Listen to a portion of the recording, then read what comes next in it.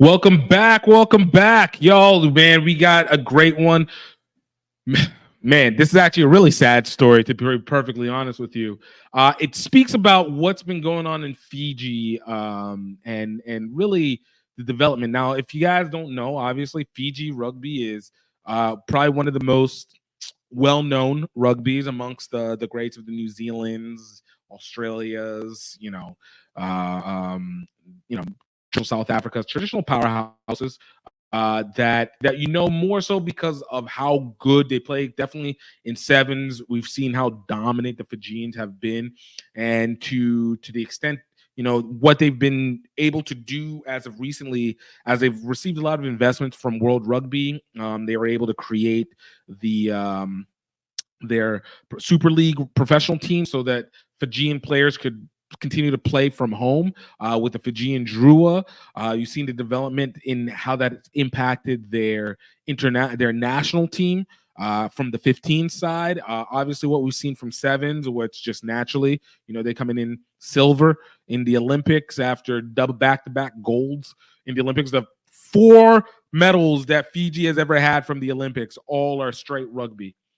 But there was a conversation that happened this week with Fijian captain Wazale Wazia Naya Klevu, where he said that the quarterfinal match against England in the 2023 Rugby World Cup almost did not happen because of the fact that there was so many issues with non-payments and corruption, as they called, within the Fijian Rugby Union.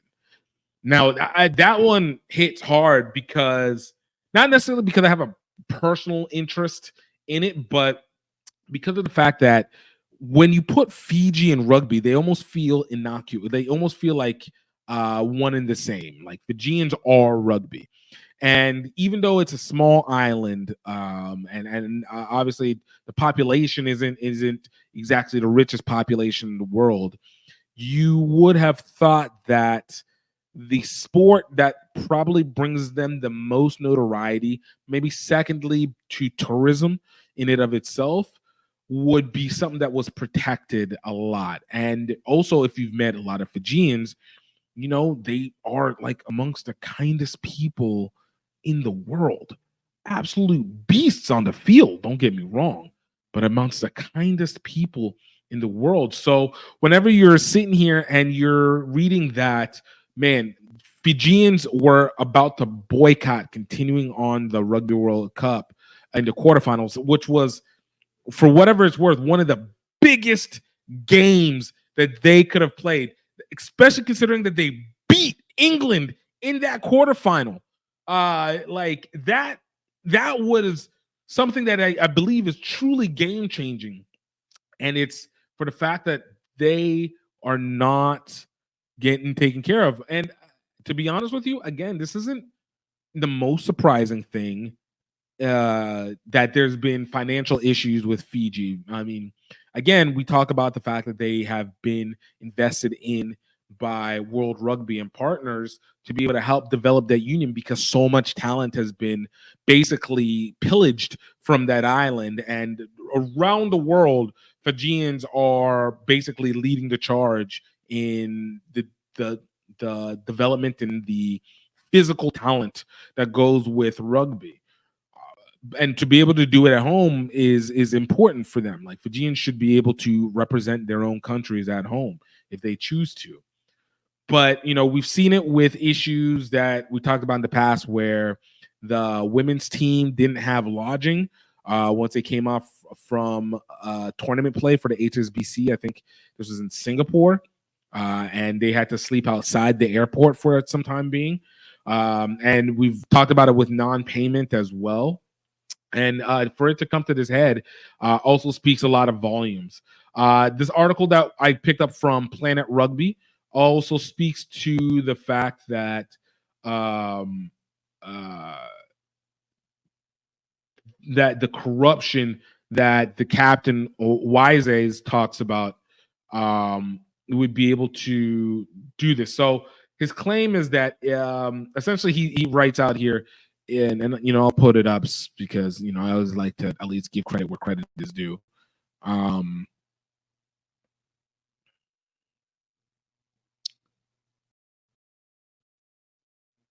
He says that if we didn't have corruption, if professional people in charge, then Fiji would be better. If not fair, it's not fair, but you have to go in there and fix it.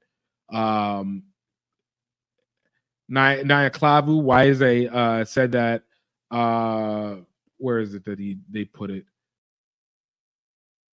So okay, this is where he said it. It says here the veteran midfielder added that the fights with the Fijian Rugby Union proved to be a distraction for the squad as they chased history by taking their nation to the semifinals of the tournament. It was in reference. It's Wyzia says it's not the first time boys getting half paid. Boys not getting paid for weeks. We were paid on the Thursday before the England match. It was close. It distracted our focus. Fiji distracted focus is what you guys did to England to get that win, man. Maybe there need to be more distraction, but I guess that impacted whenever they played France. Following up from that,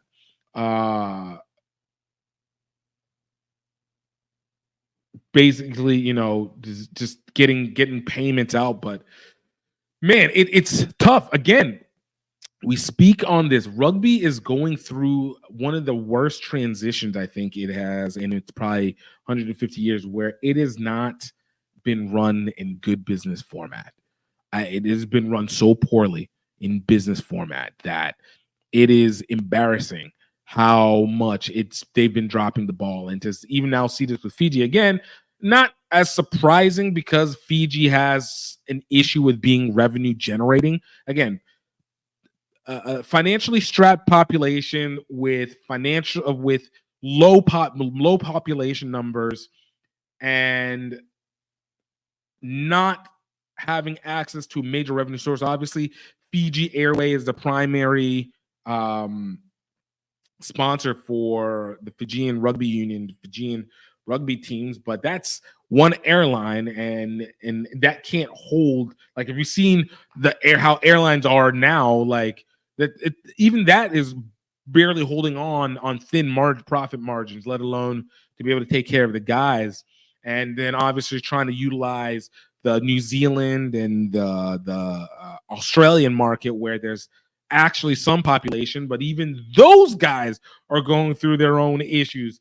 Like, it adds another factor to this. So I guess it's needless to say, it makes me sad. I brought this story up because I felt like it was really sad to see that Fiji as well is getting caught up in the blast. But I feel for both the players, and I probably feel for the administration, because I'm sure that not all the money is being laundered out to something else. I'm confident that there are officials that actually want their team to do well and to be able to represent well and to be able to get wins like they did at the Rugby World Cup, and to be able to show out like they've been doing at the Pacific Nations Cup, and be considered a top 10 team where they are currently rated right now.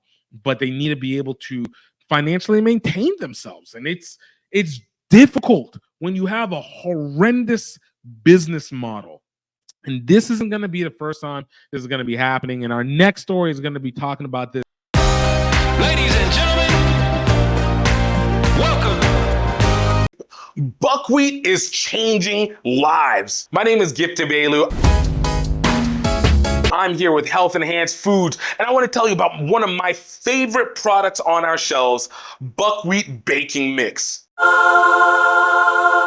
Buckwheat is a seed that is incredibly nutrient and protein dense. But what makes it even more important, that buckwheat baking mix is absolutely gluten-free. A lot of times whenever people have buckwheat mixes, they actually even hold wheat inside of it. So it's not fully gluten. And if you're a person that is celiac or diabetic, or you're just really trying to be health conscious, it's not something that you want to have to worry about. What makes our buckwheat baking mix even more important is that it is versatile. You can use it for pancakes, you can use it for waffles, you can use it for making loaves of bread, you can make it for cupcakes.